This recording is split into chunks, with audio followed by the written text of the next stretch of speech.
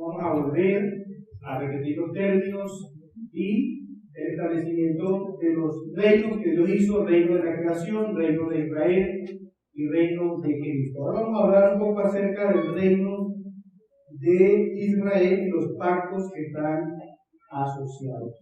Lo vamos a hacer por medio de este bosquejo que tenemos acá. Yo se lo voy a leer. En primer lugar, vamos a ver un resumen de la historia de Israel que está en Hechos capítulo 7.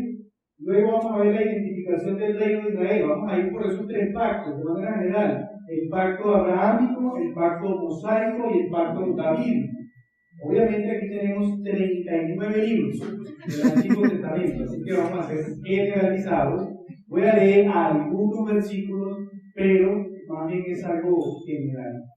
Luego de que hablemos del pacto davídico, vamos a hablar del carácter tipológico, que es la parte B, el carácter tipológico del reino de Israel, que está en la siguiente presentación. ¿Por qué? Porque Dios tiene un plan. Eso es lo que hemos estado aprendiendo desde el inicio. Dios no hizo muchas cosas al azar, unas se le echaron a perder y está reventando. Dios tiene un solo plan, y con el reino de Israel se revelan muchas de esas tipologías. Entonces vamos a aclarar, aunque ya Luis lo dijo, pero vamos a repetir qué es tipología y cómo se observa esa tipología en el reino de Israel, pero de manera general. Una vez más, hay mucho que decir, pero voy a mencionar algunas tipologías que vemos en el reino de Israel. A modo de introducción, vamos a Hechos capítulo 7. Voy a leer para ustedes bastantes versículos. Esta es una de las secciones que voy a leer, el resto vamos solamente a mencionar.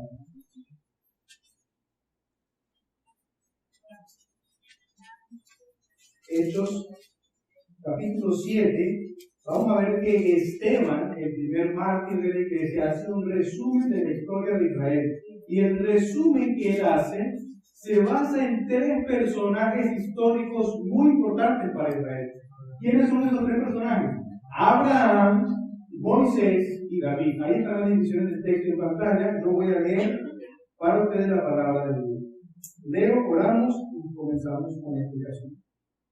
Y él dijo: varones, hermanos y padres, oíd, el Dios de la gloria apareció a nuestro padre Abraham, estando en Mesopotamia, antes que morase en Harán, y le dijo: sal de tu tierra y de tu parentela y ven a la tierra que yo te mostraré. Entonces salió de la tierra de los caldeos y habitó en Harán, y de allí, muerto su padre, Dios le trasladó a esta tierra, en la cual vosotros habitáis ahora. Y no le dio herencia en ella, ni aún para asentar un pie, pero le prometió que se la daría en posesión y a su descendencia después de él, cuando él aún no tenía hijos. Y le dijo Dios así, que su descendencia sería extranjera en tierra ajena, y que los reduciría en la servidumbre, y los maltrataría por 400 años. Mas yo juzgaré, dijo Dios, a la nación de la cual serán siervos, y después de esto saldrán y me servirán en este lugar. Y le dio un pacto, vean ahí, la Biblia sí habla de pacto. Y le dio el pacto de la circuncisión. Y así Abraham engendró a Isaac y le circuncidó al 8º día. Isaac a Jacob y Jacob a los 12 patriarcas. Los patriarcas, movidos por envidia, vendieron a José para Egipto, pero Dios estaba con él y le libró de todas sus tribulaciones y le dio gracia y sabiduría delante de Faraón, rey de Egipto, el cual lo puso por gobernador sobre Egipto y sobre toda su casa. Vino entonces hambre en toda la tierra de Egipto y de Canaán, y grande tribulación, y nuestros padres no hallaban alimentos. Cuando oyó Jacob que había trigo en Egipto, envió a nuestros padres la primera vez, y en la segunda vez José se dio a conocer a sus hermanos, y fue manifestado a Faraón el linaje de José. Y enviando José, hizo venir a su padre Jacob y a toda su parentela, en número de 75 personas. Así descendió Jacob a Egipto, donde murió él y también nuestros padres, los cuales fueron trasladados a Siquem y puestos en el sepulcro que a precio de dinero compró Abraham de los hijos de Amor en Siquem. Pero cuando se acercaba el tiempo de la promesa, que Dios había jurado a Abraham, el pueblo creció y se multiplicó en Egipto, hasta que se levantó en Egipto otro rey que no conocía a José. Este rey, usando de astucia con nuestro pueblo, maltrató a nuestros padres a fin de que expusiesen a la muerte a sus niños para que no se propagasen. En aquel mismo tiempo nació Moisés, introduce el segundo personaje, y fue agradable a Dios y fue criado 3 meses en la casa de su padre. Pero siendo expuesto a la muerte, la hija de Faraón lo recogió y le crió como a hijo suyo. Y fue enseñado Moisés en toda la sabiduría de los egipcios, y era poderoso en sus palabras y obras. Cuando hubo cumplido la edad de 40 años, le vino al corazón el visitar a sus hermanos, los hijos de Israel. Y al ver a uno que era maltratado, lo defendió, hiriendo al egipcio, vengó al oprimido. Pero él pensaba que sus hermanos comprendían que Dios les daría libertad por mano suya, mas ellos no lo habían entendido así. Y al día siguiente se presentó uno de ellos que venía y los ponía en paz, diciendo: varones, hermanos sois, ¿por qué os maltratáis el uno al otro? Entonces el que maltrataba a su prójimo le rechazó, diciendo: ¿quién te ha puesto por gobernante y juez sobre nosotros? ¿Quieres tú matarme como mataste ayer al egipcio? Al oír esta palabra, Moisés huyó y vivió como extranjero en tierra de Madián, donde engendró 2 hijos. Pasados 40 años, un ángel se le apareció en el desierto del monte Sinaí, en la llama de fuego de una zarza. Entonces Moisés, mirando, se maravilló de la visión, y acercándose para observar, vino a él la voz del Señor: yo soy el Dios de tus padres, el Dios de Abraham, el Dios de Isaac y el Dios de Jacob. Y Moisés, temblando, no se atrevía a mirar. Y le dijo el Señor: quita el calzado de tus pies, porque el lugar en que estás es tierra santa. Ciertamente he visto la aflicción de mi pueblo que está en Egipto, y he oído su gemido, y he descendido para librarlos. Ahora pues, ven, te enviaré a Egipto. A este Moisés, a quien habían rechazado diciendo: ¿quién te ha puesto por gobernante y juez? A este lo envió Dios como gobernante y libertador por mano del ángel que se le apareció en la zarza. Este los sacó habiendo hecho prodigios y señales en tierra de Egipto y en el mar Rojo y en el desierto por 40 años. Este Moisés es el que dijo a los hijos de Israel: profeta os levantará el Señor vuestro Dios de entre vuestros hermanos, como a mí, a él oiréis. Este es aquel Moisés que estuvo en la congregación en el desierto con el ángel que le hablaba en el monte Sinaí, y con nuestros padres, y que recibió palabra de vida que darnos, al cual nuestros padres no quisieron obedecer, sino que lo desecharon, y en sus corazones se volvieron a Egipto.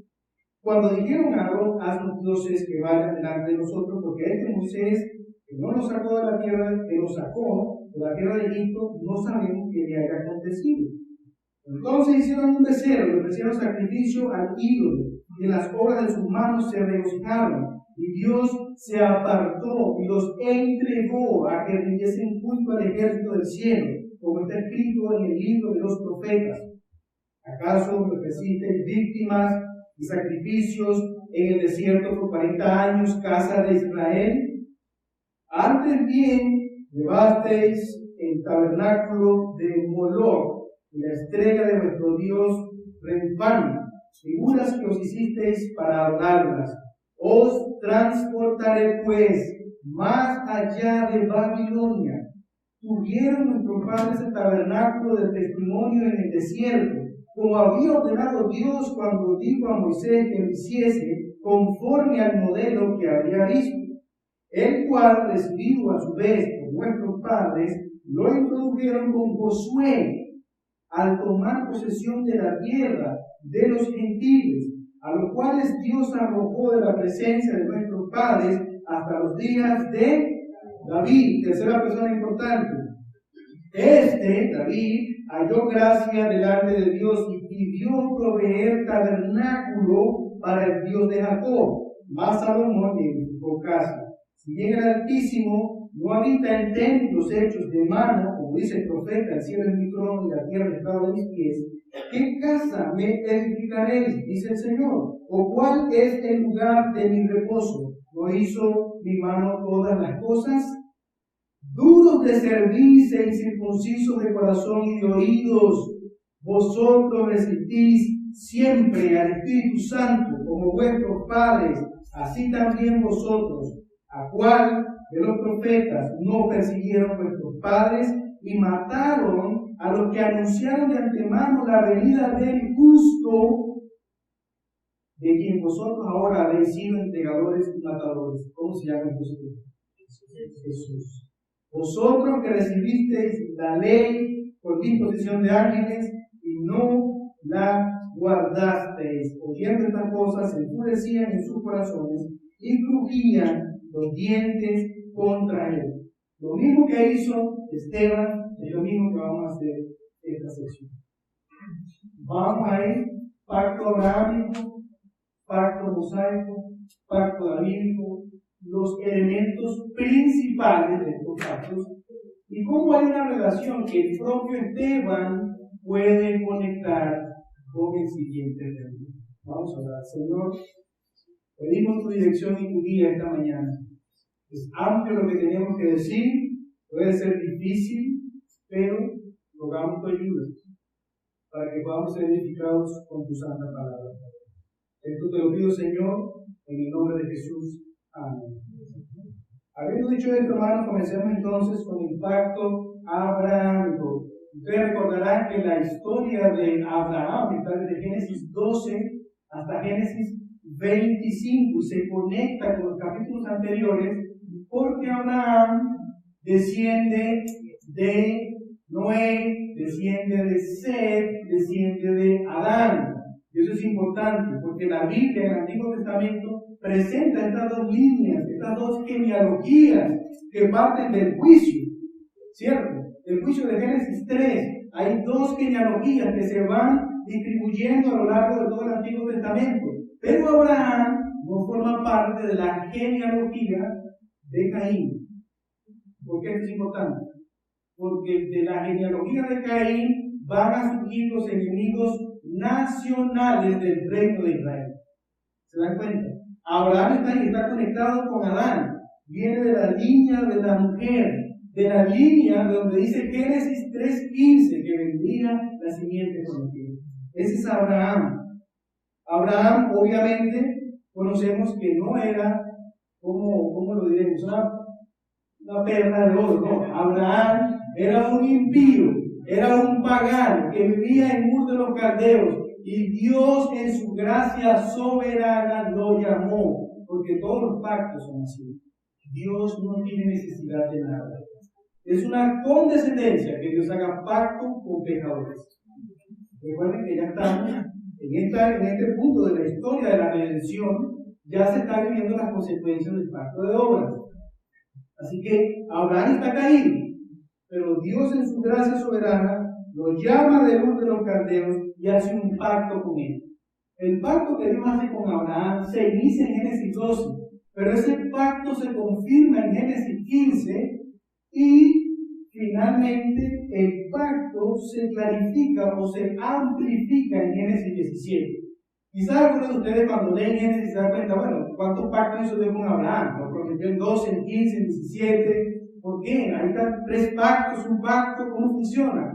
Es un solo pacto que Dios hizo con Abraham. Pero recuerden los conceptos. La Biblia se va desarrollando de manera progresiva. Entonces Dios inicia el pacto, lo confirma y lo amplifica. Vamos a Génesis 12. De ahí aprendemos que Abraham es la cabeza federal. ¿Qué es la cabeza federal? Ya lo aprendimos. Es el representante de un grupo.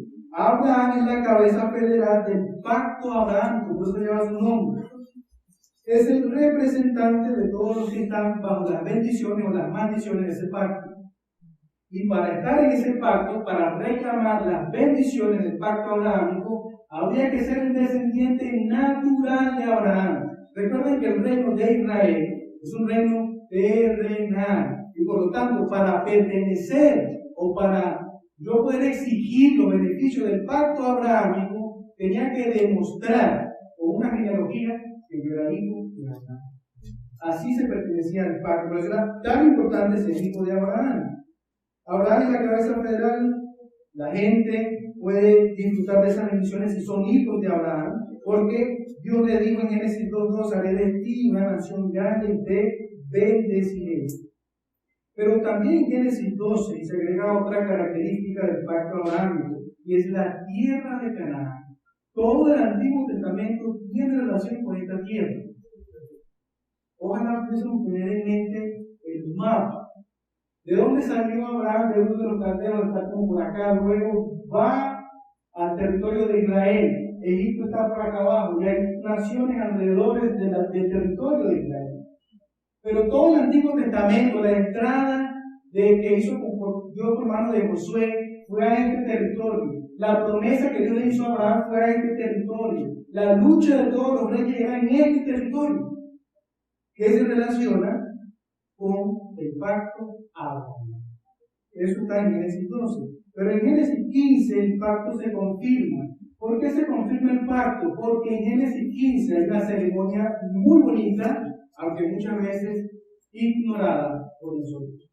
Lo que sucede es que Dios hace una teofanía, hace caer un sueño profundo sobre Abraham, y en esa teofanía hay animales partidos, hay como un pasillo y una antorcha que va pasando por ese pasillo. Bueno, ese es Dios. Y eso era una ceremonia típica de los pactos en la antigüedad. ¿Qué significa esa ceremonia? Significa que Dios estaba diciendo que me hagan como estos animales si yo no cumplo el pacto con Abraham. Si yo no cumplo mi promesa a Abraham, que me hagan como estos animales partidos a la mitad. Y eso es una ceremonia que nos confirma que había un pacto entre Dios y Abraham. No solamente Dios estaba mostrando su fidelidad, Dios también estaba mostrando su poder, porque Dios le está prometiendo a una pareja de ancianos con problemas de esterilidad que vendría una nación de ellos. ¿Usted se imagina eso? Dos viejitos con problemas de esterilidad y Dios le promete que una nación saldrá de ellos. O sea que aquí vemos la fidelidad de Dios, vemos su poder, y esto va a ser una imagen, va a ser una forma en la que Dios se revela en el resto de la Biblia. Dios, con algo que no es, hace algo que es.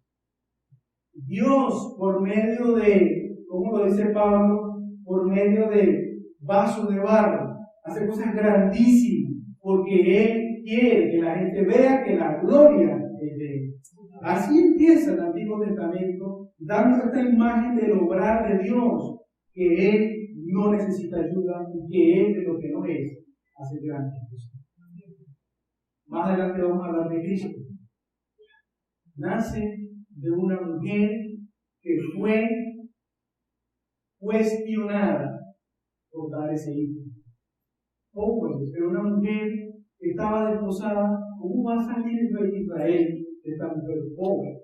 Y además dicen que es de José, de lo que no es, pues hace algo grande.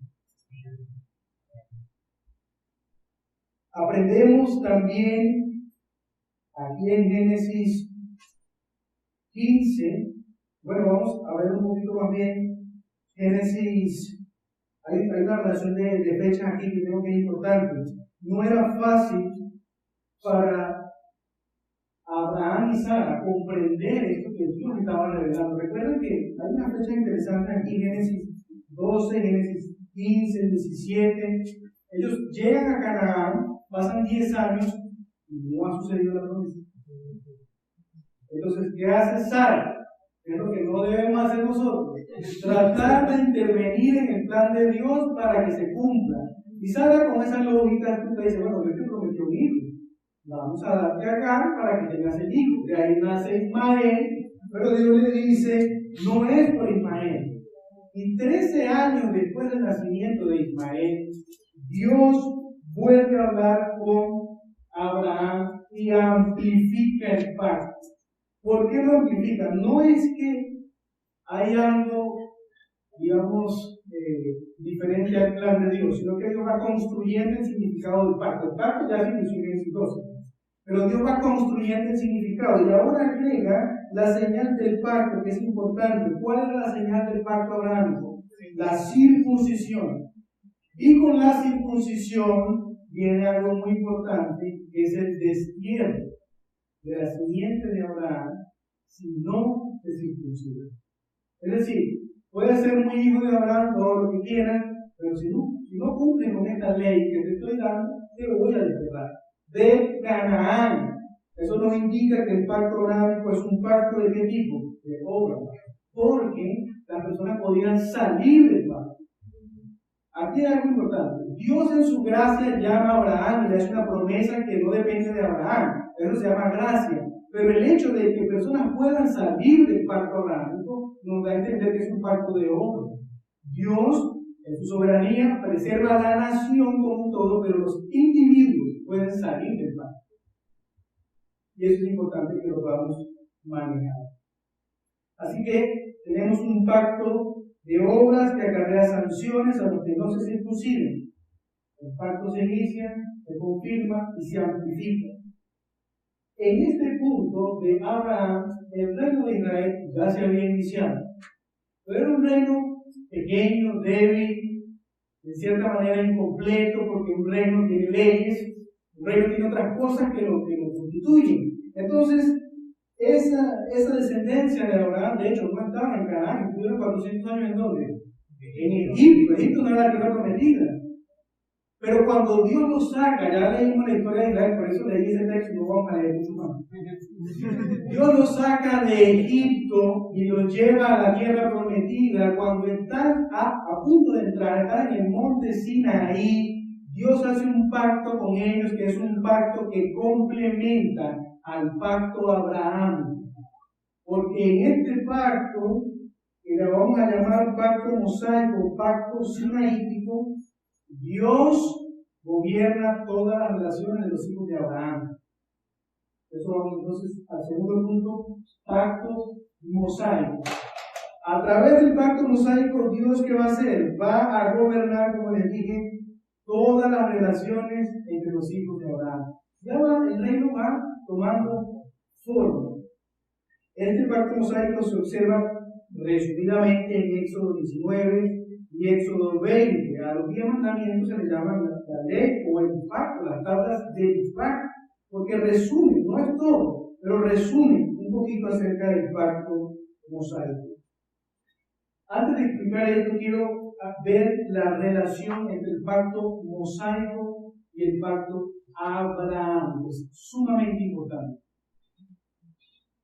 El pacto mosaico es el desarrollo del pacto Abraham. ¿Qué significa eso? Que hay una relación estrecha entre esos dos pactos. ¿A quiénes se le prometió la tierra de Canaán? A los hijos de Abraham, en el pacto abrahámico. ¿Y quiénes reciben la tierra prometida en Éxodo y todo el libro del Pentateuco que entran con Josué? Los hijos de Abraham. Pero los hijos de Abraham reciben un pacto que clarifica las relaciones dentro del reino de Israel. ¿Tiene sentido?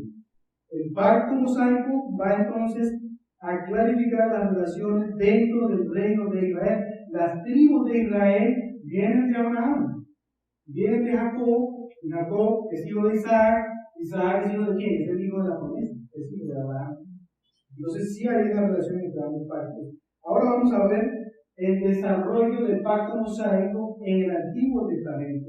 Aquí pueden agarrar su almuerzo y vayan comiendo mientras. ¿En qué libro de la Biblia vemos el pacto mosaico? Bueno, en primer lugar lo vemos en el Pentateuco, que son los primeros 5 libros de la Biblia. En estos libros se aclaran esas relaciones que hay dentro del reino de Israel. Relación entre persona a persona, ¿verdad? Vemos leyes, por ejemplo, de restitución, leyes de sanidad, entre personas de justicia, pero también en el Pentateuco tenemos estipulaciones para los futuros reyes. Deuteronomio capítulo 17, versículos 14 al 20. Miren lo que estoy diciendo.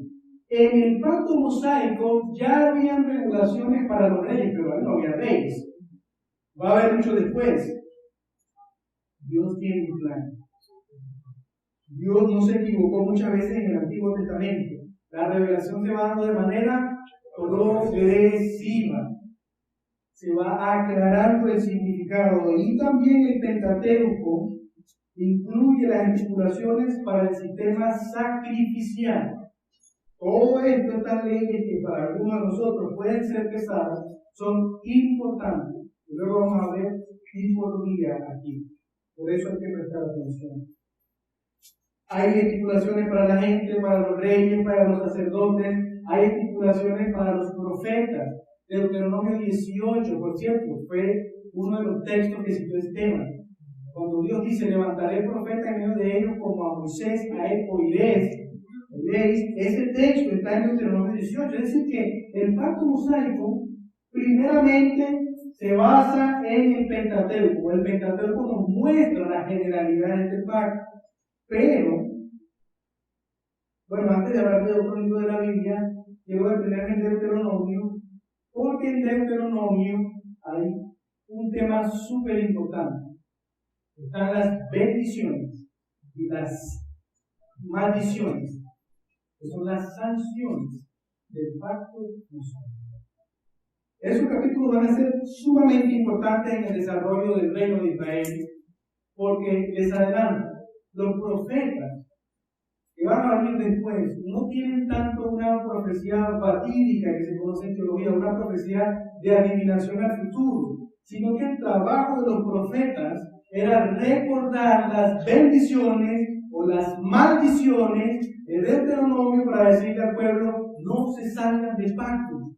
Así funcionan los profetas del Antiguo Testamento. No tanto adivinando cosas, sino vean a la ley. Ustedes hicieron un pacto con Dios. Recuerden, es como un matrimonio, es un pacto. No violen el pacto. Si no, vendrán las sanciones que están en donde, Deuteronomio 27 y Deuteronomio 28. Ya vamos a hablar de esto más adelante. Esto nos recuerda, hermanos, que el pacto mosaico es un pacto de obras. Si haces esto, si haces esto, no me das. Si no obedeces, te voy a sacar de la tierra prometida. Hay una relación entre el pacto mosaico y el pacto abrahámico, porque la tierra prometida primero era para los hijos de Abraham, en el pacto abrahámico. Hay entonces un pacto de obras en el pacto mosaico. Entonces surge la pregunta que vamos a responder más adelante con más tiempo. ¿Cómo se salvaron los creyentes del Antiguo Testamento? ¿Guardando el pacto mosaico? ¿Era un pacto de obras o no?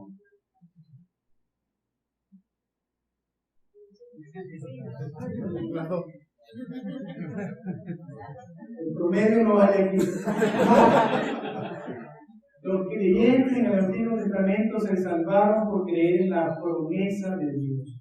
Y esa promesa que vemos desde Génesis 3:15, que se clarifica un poquito más en el pacto abrahámico, porque ya dice de tu simiente, que luego Gálatas va a aclarar quién es la simiente. O sea que los salvos en el Antiguo Testamento no fueron salvos por guardar el pacto mosaico. Si usted se va de esta clase pensando en eso, me doy por satisfecho. La gente en el Antiguo Testamento no se salvó por guardar el pacto mosaico. Pero guardar el pacto mosaico los hacía pertenecer terrenalmente al reino de Israel. Y eso tiene mucho sentido. Vamos a ver ahora un poco la relación entre el pacto mosaico, en las siguientes dos diapositivas, y el resto de libros. Aquí hay una línea de tiempo de los libros del Antiguo Testamento. La dividí en dos, esperando que lo pudieran leer, pero no sé si todavía está un poco pequeña. Miren que el Pentateuco se da por allá en el siglo XV a.C. Pero Dios sigue revelando progresivamente libros de la Biblia, inspirados por el Espíritu Santo, que van a clarificar este Pentateuco, o que van a mostrar la relación entre el pacto mosaico y el abrahámico con el resto del reino de Israel. Podemos podemos ver varios ejemplos. Por ejemplo, si nos detenemos en los libros de Samuel, primero y segundo de Samuel, ¿qué nos enseñan? Que los sacerdotes hijos de Elí no cumplían con lo establecido en el Pentateuco para los sacerdotes. Y por eso Dios los desechó. Si vamos a otro libro, por ejemplo, vamos a un profeta menor, vamos a Amós, encontraremos que Dios profetizó que iba a castigar a Judá porque abandonaron su ley. Vamos a Amós, capítulo 2, versículo 4. ¿Cuál es la ley que tiene en el Pentateuco?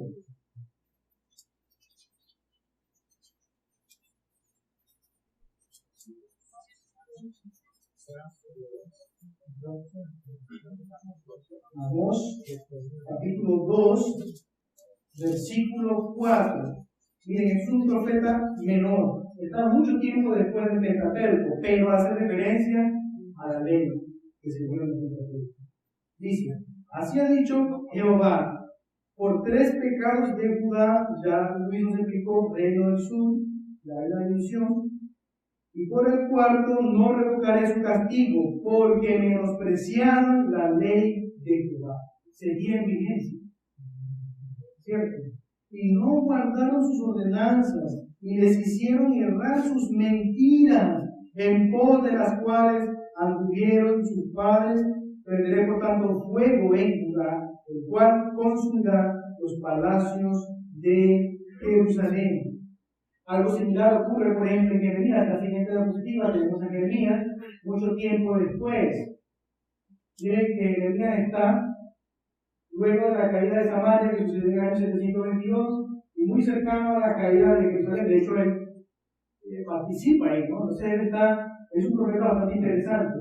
Jeremías tiene un capítulo súper interesante, capítulo 23, donde él reprime a los falsos profetas y le dice: ustedes profetizan sus sueños, sus visiones, algo de ustedes, pero ustedes no profetizan lo que Dios enseñó.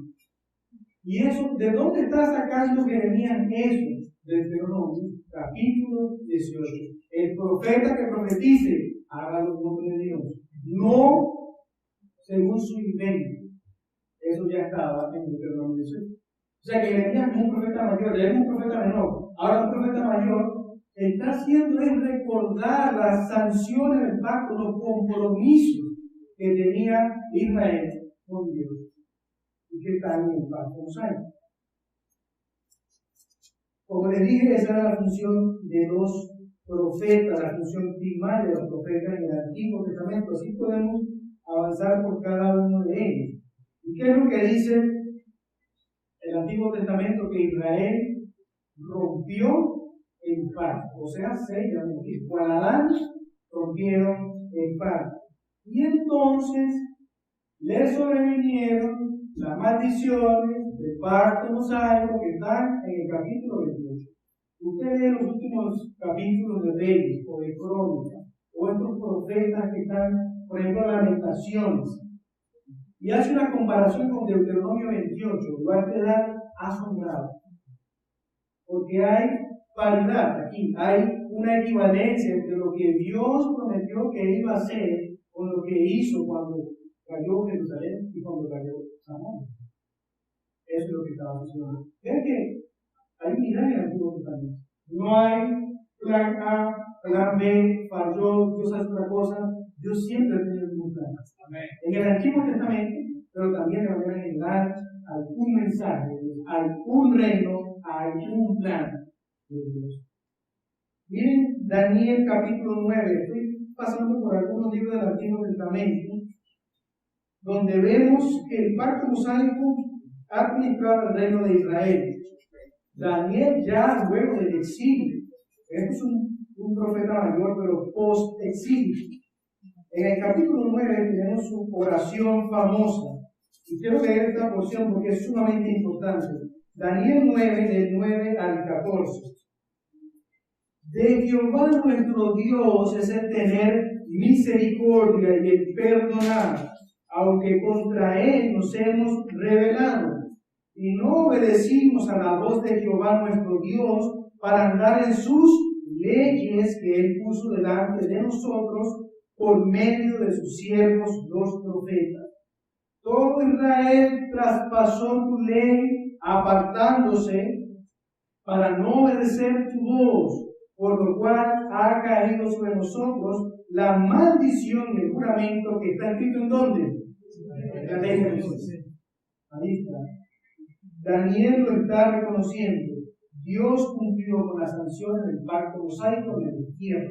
Pero sigamos leyendo. Miren que menciona a Moisés, siervo de Dios, porque contra él pecamos, versículo 12. Y él ha cumplido la palabra que habló contra nosotros y contra nuestros jefes, que nos gobernaron, reyes, está introduciendo acá, trayendo sobre nosotros tan grande mal, pues nunca fue hecho debajo del cielo nada semejante a lo que se ha hecho contra Jerusalén, conforme está escrito en la ley de Moisés. Todo este mal vino sobre nosotros y no hemos implorado el favor de Jehová nuestro Dios para convertirnos de nuestras maldades y entender tu verdad. Esa era la comprensión de los profetas en el Antiguo Testamento. No nos estamos inventando algo nuevo acá. Pero también podemos hablar de la parte positiva del pacto mosaico, la bendición. Realmente, Salmo 19, Salmo 119, otros salmos nos hablan de que en guardar la ley había gran galardón. Guardar la ley los dejaba quietos en el territorio prometido. Esa era la consecuencia. Y hay muchos versículos que enseñan esto. Hay otras notaciones positivas, por ejemplo, si vamos al caso de Ruth, de la diapositiva anterior, un libro, podemos decir pequeño, algunos dicen insignificante, pero es sumamente importante. Ahí en Ruth se habla de la descendencia davídica, y Ruth conecta la genealogía de Jesús con Adán y con David. Ya lo vamos a ver más adelante. Pero ahí en Ruth sucede algo interesante que no se puede comprender si no comprende el Pentateuco. ¿Por qué Ruth se pudo casar con Boaz? Por la ley de Levirato. Eso no lo inventaron ellos. Esa ley ya se había escrito en el Pentateuco. ¿Ven cómo le da sentido la ley del pacto mosaico a todas las relaciones que se dan a lo largo del reino de Israel? Es así. La ley de Levirato, Deuteronomio 25, del 5 al 10. Los consejos sabios de estos libros que tenemos acá, Proverbios, Eclesiastés, Cantares, que posiblemente fue uno de los primeros que se escribió, son consejos que son sabios porque se fundamentan en la ley de Dios. Usted ha leído Proverbios donde tanto se habla en contra del adulterio. El adulterio es el séptimo mandamiento. O sea que hay sabiduría, libros de sabiduría, hay sabiduría en guardar la ley de Dios. Es un panorama de varios libros del Antiguo Testamento. Y aquí quiero aprovechar y decir algo. Si nosotros evaluamos, antes de culminar con este gráfico, si evaluamos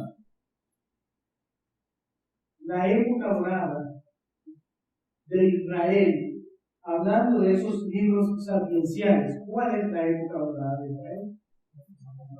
El libro de Dora, Salomón. La entrada del rey davídico, que posiblemente era la descendencia prometida en el pacto davídico que vamos a ver a continuación, hace esa esperanza gloriosa en Israel y Salomón comienza, parece que es el descendiente de David. Obviamente al final termina porque no era él. Entonces, en los libros de sabiduría hay muchos y nos llevan al pacto davídico, pero antes de concluir con este diagrama, creo que es importante que veamos, vamos al primero, cómo Dios en su misericordia, cuando hay eventos sumamente importantes, incrementa su palabra. Eso es importante. Pentateuco, ahí hay 5 libros, solamente en esa línea. Cerca está Josué y los Salmos. O sea que hay un evento interesante ahí, es el Éxodo.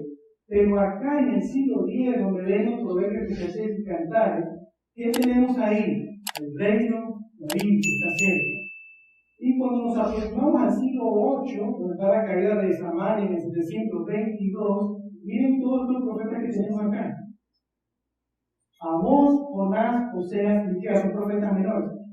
Ojo, no todos los profetas menores, como están al final, tratan de positivo, no. Hay profetas antes y hay profetas después. Eso es interesante ver. Entonces, miren cómo aquí cerca de la caída de Samaria, Dios parece que incrementara su palabra, el llamado Eli. el pacto. Y si pasamos a la siguiente presentación, también se incrementa aquí en el siglo VI. ¿Por qué? Porque en el 586 cae Jerusalén. Y Dios reaviva a sus profetas, esos atalayas que los llama, que están a punto de obtener las maldiciones del pacto. No sigan su mal camino. Por cierto, para los hermanos de la iglesia que estamos siguiendo la serie de Apocalipsis, noten dónde están los libros apocalípticos del Antiguo Testamento. Ezequiel, Daniel, Ageo, Zacarías, siglo VI, cercano a la caída, sufrimiento. Apocalipsis, también, toma Juan, imágenes de Ezequiel, Daniel, Zacarías, construye, porque hay un sufrimiento. La idea aquí era recordar que Dios ha prometido un reino, y en Apocalipsis también se nos llama a recordar ese reino. Es un dato interesante. Pero como les dije, esa es la época dorada del reino de Israel que vino con Salomón. Nos lleva a hablar entonces del pacto davídico. Es un pacto que vemos en 2 de Samuel. Como estamos en clase de teología, puedo mencionarlo. No se dice 1 de Samuel, porque no es una carta, se dice 1 de Samuel, 1 de Crónicas, porque son libros. Entonces, si vamos a 1 de Samuel,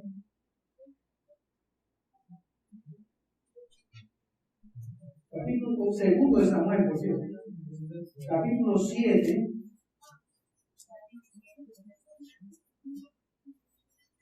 ahí está el pacto que Dios hace con David. Es un pacto sumamente importante.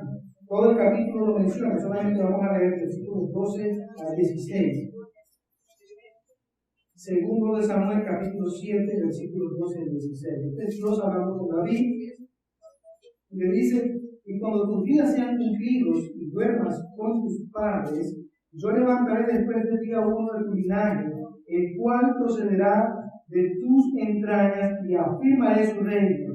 Él edificará casa a mi nombre, y yo afirmaré para siempre, esa palabra es clave, para siempre el trono en su reino. Yo le seré a él por padre, y él me será mi hijo, y si él hiciere mal, yo le castigaré con vara de hombres, con azotes de hijos de hombres. Pero mi misericordia no se apartará de él como la aparté de Saúl, al cual quité de delante de mí, y será afirmada tu casa y tu reino para siempre delante de tu rostro, y tu trono será estable eternamente. Antes de explicar esas promesas, quiero que veamos los antecedentes de este pacto davídico. La llegada de Saúl no sorprendió a Dios. Eso tenemos que aclarar. No fue que se salieron las cosas de control, llegó Saúl al reino y ahora ¿qué vamos a hacer? Bueno, vamos a instituir rey. Ahora vamos a hacerlo bien. Lo que los hombres hicieron mal, lo vamos a hacer bien. No, es así. Dios ya había hablado de que de la descendencia de Abraham, dentro del pacto mosaico, había regulado las relaciones con los reyes. Saúl fue desechado porque no cumplía con esa estipulación. No era del linaje de Judá, sino de Benjamín. El pueblo que lo eligió, sus electores, no querían cumplir la ley de Dios, y Saúl, por supuesto, que tampoco. Saúl lo demostró. Yo voy a ser muy creativo, yo como rey voy a ser muy creativo, voy a poner a hacer un sacrificio, porque Samuel, que es el profeta, el encargado, no llega. Entonces, cuando Samuel llega, le dice: ¿qué has hecho? Has actuado locamente. ¿Quién te mandó a ti a hacer esto? Porque la ley no lo decía del rey, sino del profeta y del sacerdote. Samuel es un caso interesante, porque Samuel es profeta y sacerdote a la vez. Es algo interesante. La Biblia se va revelando progresivamente. Vamos a llegar a ver a una persona que tiene 3 oficios: rey, profeta y sacerdote. Pero hablemos un poco de los antecedentes del pacto davídico. En primer lugar, como les dije, Deuteronomio 17, 14 al 20 tiene estipulaciones para los reyes. El rey no podía gobernar conforme él quisiera, sino que tenía que leer la ley. De hecho, se dice: el rey tenía que tener una copia de la ley, que no era común en aquellos días, como hoy. Era difícil, pero el rey tenía que tener una copia personal para gobernar conforme a esa ley. Todo su gobierno no era un invento de él, tenía que seguir las estipulaciones que Dios ya había dado. Podemos ir más atrás, Génesis capítulo 49, cuando se está haciendo profecía sobre las tribus de Israel, sobre Judá se promete un legislador. Vamos a Génesis. Esto es una de las profecías mesiánicas más antiguas, no es la más antigua, pero es una de las más antiguas y más fascinantes. Génesis capítulo 49.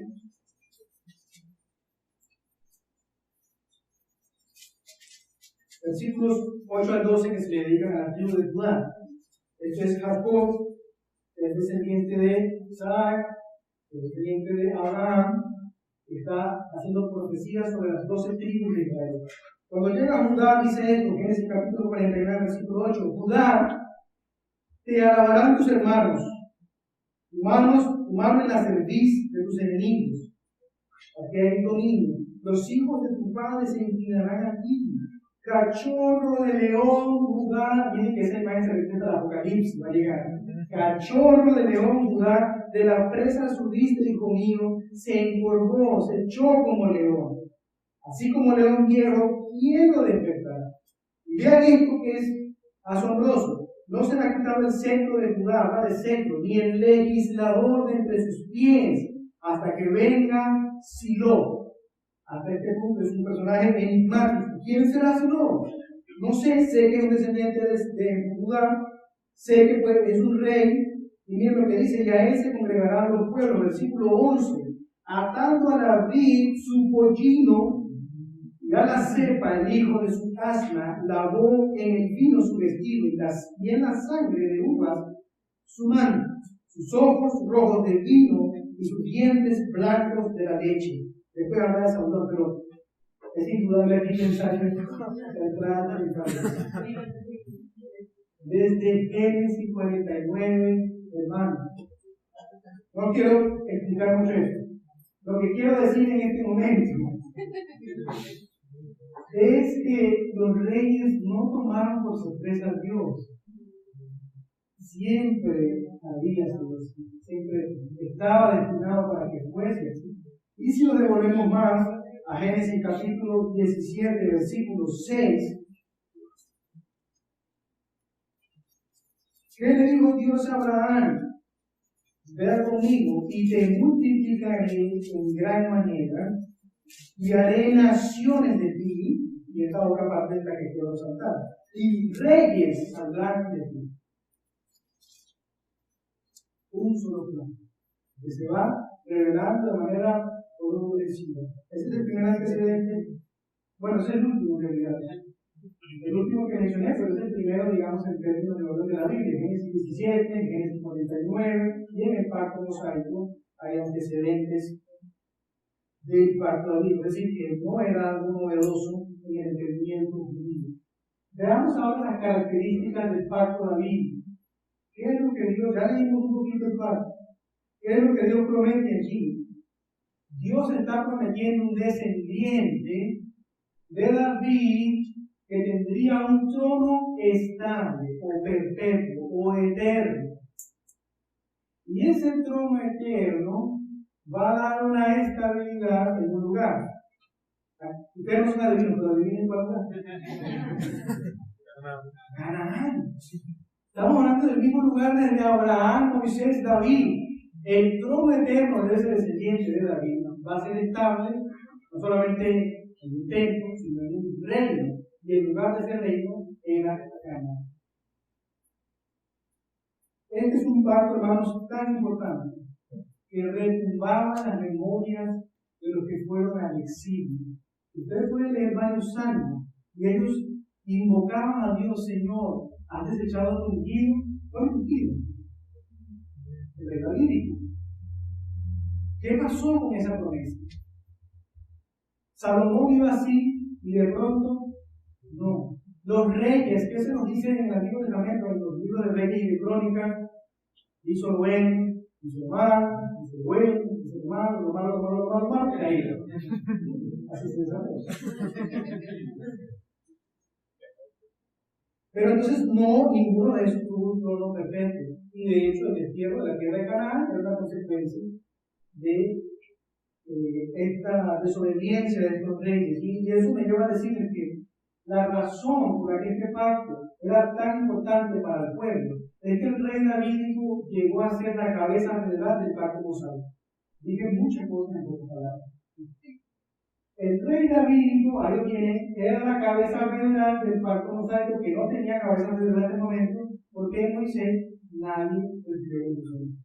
Ustedes notaron que en Moisés se dice: y bendeciré a las naciones en ti, Moisés, y todos tus hijos, Moisés. No, Moisés es un mediador, pero no era la cabeza federal. El rey davídico viene a ser la cabeza federal del pacto mosaico. ¿Qué quiere decir esto?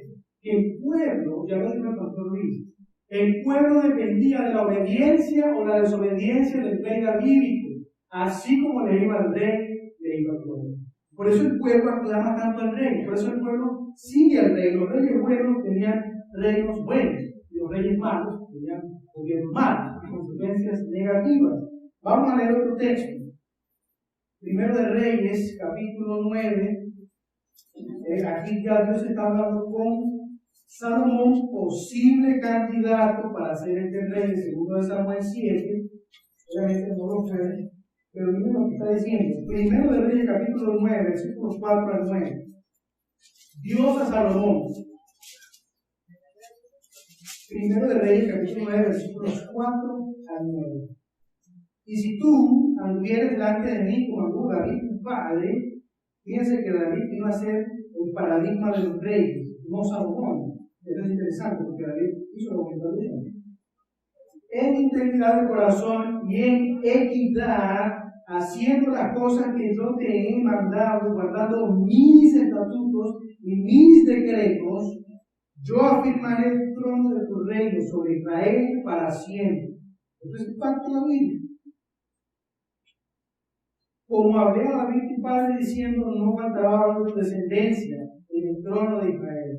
Mas si obstinadamente, esta parte es la que va a suceder, si obstinadamente os apartareis de mí vosotros y vuestros hijos, y no guardareis mis mandamientos, mis estatutos que yo he puesto delante de vosotros, ya dejo de hablar del rey en singular y empieza a hablar en plural. Sino que fuereis y sirviereis a dioses ajenos y los adorareis, versículo 7, versículo claro. Yo cortaré a Israel de sobre la faz de la tierra que les he entregado. Pregunta, porque no le digo, te cortaré a ti. Si tú haces lo malo, rey, te corto a ti. Pero le dice, si tú haces lo malo, corto a Israel. ¿Por qué? Porque él era la cabeza federal del pacto mosaico. Y entonces la obediencia del rey era la obediencia del pueblo, la desobediencia del rey era la desobediencia del pueblo. ¿Tiene sentido? Eso es sumamente importante. Hablemos ahora de la relación entre el pacto davídico, el pacto mosaico y el pacto abrahámico. Antes de dejar este pacto, es sumamente importante. Tenemos el mismo pueblo: Abraham, Moisés, David, la tierra de Canaán. Descendiente de Abraham, la tierra de Canaán. El pacto con Abraham delimita a los habitantes del reino, que deben ser descendientes de Abraham. Se va construyendo la idea del reino. El pacto mosaico da las legislaciones de esos descendientes. El pacto abrahámico y el pacto mosaico nos dicen el lugar, pero el pacto davídico refuerza esta idea del reino de Israel, diciendo que este rey, que es descendiente de Abraham también, por supuesto, descendiente de Judá, va a ser el representante del pueblo con relación al pacto mosaico. Ahí está la relación que hay entre estos tres pactos, y aclaro esta comprensión, es la comprensión de nosotros los bautistas, que es muy clara en la Biblia. Pacto abrahámico, un pacto de obras, igual que mosaico, igual que David, porque la gente podía salir del pacto. Para finalizar, hablemos un poco de la tipología. Les prometí al principio que hablaría de la tipología.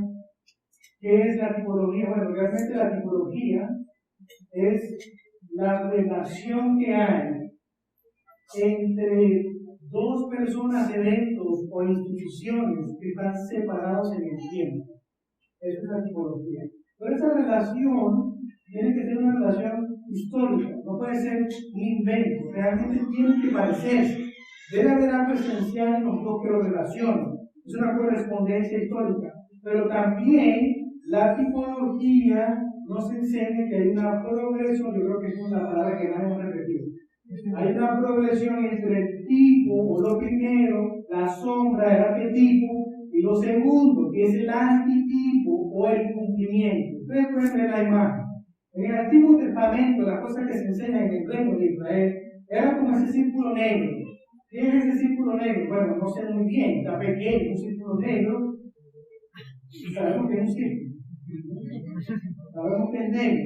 Pero, entonces la tipología lo que hace es que, miren, lo que ustedes están viendo allá con un círculo negro, realmente es una esfera que tiene un montón de rayas, está en 3 dimensiones, ya clara, mira, es de color azul. Tú la veías negra porque era una sombra, pero es de este color, es una esfera que tiene 3 dimensiones, no solamente bidimensional, sino que ya se presenta la imagen clara. Eso es tipología. Vemos tipología, ya lo mencionamos, entre Adán y Cristo. Vemos tipología en muchos lugares de la Biblia, pero quiero que notemos, hay una tipología general y una tipología personal. La tipología general, por ejemplo, el sistema sacrificial. ¿Qué es todo eso, hermano? Cuando uno es muy juicioso y dice, sí, voy a hacer lo que está David. Cuando llego al libro de Levítico, digo, mejor que no. Porque empiezan unas cuestiones sacrificiales complejas, y las mediciones, los lugares, lo que se describe, las mediciones que ni siquiera sabemos qué medición es, que hay que apoyarse en herramientas para eso. Entonces, estas cosas, hermanos, son tipos, son sombras de algo superior. Son sombras, son un círculo negro de una esfera tridimensional. ¿De dónde está? Según lo que hemos aprendido. En el Nuevo Testamento. Pero necesito ambos testamentos para entender ese sentido. Eso en primer lugar, pero también, por ejemplo, Moisés, un libertador, alguien que sirve como mediador para sacar al pueblo de Dios del reino de las tinieblas al reino de la luz. Un rey, Melquisedec, un personaje enigmático, que era rey y era sacerdote. En Samuel teníamos profetas sacerdotes, en Melquisedec otros dos, y así vamos. Ahí hay tipología. Todos esos son círculos negros que apuntan a una esfera que va a aparecer en el Nuevo Testamento. Y de manera personal, voy a mencionar muy brevemente el rey David. ¿Por qué? Porque el Antiguo Testamento finaliza con un sinsabor para los judíos. Recuerda lo que dijimos, el Antiguo Testamento está cargado de promesas. La pregunta es, Dios, ¿te has olvidado de tu promesa? ¿Dónde está ese rey que reinaría para siempre? ¿Quién es? Ya tenemos una imagen clara. Génesis 3:15 nos dice que venga la simiente de Eva. Génesis 17, que era de Abraham, se va clarificando el significado. En el pacto mosaico, el rey tenía que ser el sustituto o el representante con respecto a la ley moral, a la ley, sí, al pacto mosaico. Y luego se va aclarando el pacto davídico, es descendiente de David, el Mesías. ¿Dónde está? Y ahí termina el Antiguo Testamento. Haciendo esta pregunta, ¿dónde está esa promesa? Es lo que vamos a ver a continuación. Vamos a orar.